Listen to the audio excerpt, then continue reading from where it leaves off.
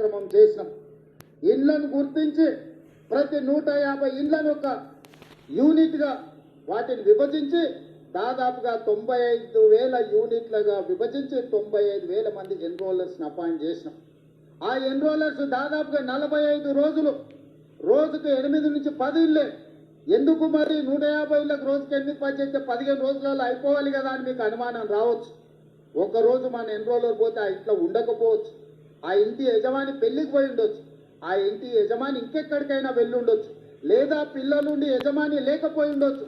అందుకే ఒక్కటికి 4 సార్లు ప్రతి ఇంటికి తిరిగి ప్రతి ఇంటి వాళ్ళని కలిసి 8 పేజీల రిపోర్టు, 57 ప్రశ్నలు, అనుబంధ ప్రశ్నలు పెట్టి పేరు, తండ్రి పేరు, పుట్టుమచ్చల కాడి నుంచి మొదలు పెడితే వాళ్లకు గొర్రె బర్రె ఉన్నదా, భూమి ఉన్నదా, సంక్షేమ పథకాలు ఏమైనా వచ్చినాయా, రాజకీయ రిజర్వేషన్లు మీరేమైనా పొందినరా, మీ కుటుంబంలో చదువుకున్న వాళ్ళు ఎవరు, చదువుకున్న వాళ్ళు ఎవరితో సహా సంపూర్ణమైన సమాచారాన్ని సేకరించి మనమే రాసుకుంటే అందులో లోపాలు ఉన్నాయి, రాసుకున్నాయన ఏం రాసుకున్నాడో నాకు తెలియదని ఇట్లాంటి తిర్రోళ్ళు ఎవరన్నా కేటీఆర్ లాంటి వాళ్ళు మాట్లాడతారని రాసుకున్న దాని మీద సంతకం పెట్టించి ఆ సంతకంతో పాటు పక్కన ఆ ఎన్రోల్ చేసిన ఎన్రోలర్తో సంతకాలు పెట్టించి ఆ పక్కన సూపర్వైజ్ చేసిన సూపర్వైజింగ్ అథారిటీతో కూడా 3 సంతకాలు తీసుకొని ఆ పక్కడి బందీగా మాన్యువల్ డాక్యుమెంట్స్ తయారు చేసి మళ్ళీ 36,000 మందిని కంప్యూటర్ ఆపరేటర్లుగా పెట్టి, డేటా ఎంట్రీ ఆపరేటర్స్ పెట్టి ఎవరైతే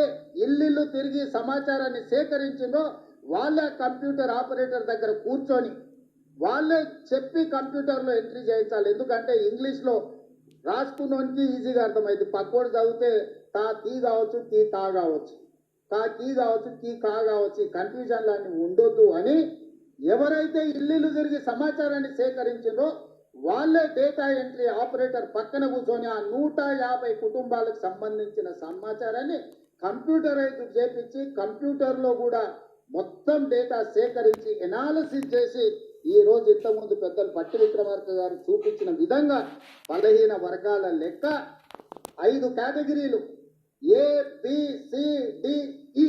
ఇవాళ కొంతమంది అంటారు మైనార్టీల లెక్క ఎట్లా తీసిరని.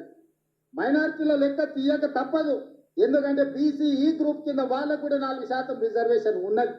ఇది చట్టపరంగా సుప్రీంకోర్టు ఇచ్చిన రిజర్వేషన్. ఆనాటి యూపీఏ ప్రభుత్వం మన్మోహన్ సింగ్, సోనియా గాంధీ గారు, రాజశేఖర రెడ్డి గారు ఇచ్చిన రిజర్వేషన్. మరి ఈ 5 కేటగిరీలకు A category, B category, C category, D category, E category, ఈ అన్ని కేటగిరీలను విడివిడిగా ఎంతమంది ఉన్నారని లెక్క తేలిస్తే బలహీన వర్గాల లెక్క 56.33% లెక్క తేలింది.